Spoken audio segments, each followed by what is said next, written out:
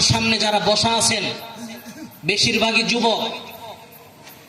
আপনারা যদি ওয়াদা করতে পারেন যে আজকে থেকে আমরা নামাজ ছাড়বো না,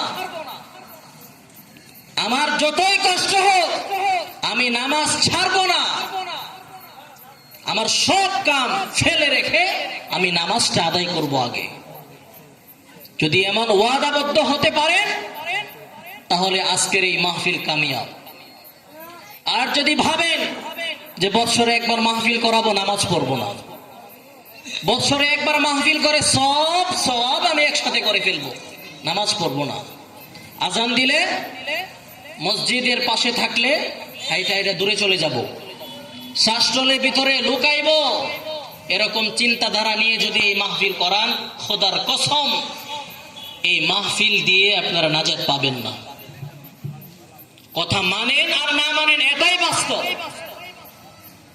এই জন্য বিশেষ করে বারবার আবারও বলতেছি, যুবক ভাই আপনাদেরকে আমি খুব মহব্বত করি, কারণ আল্লাহর রাসূলও যুবকদেরকে খুব ভালোবাসতেন, কারণ যুবকদের মাধ্যমে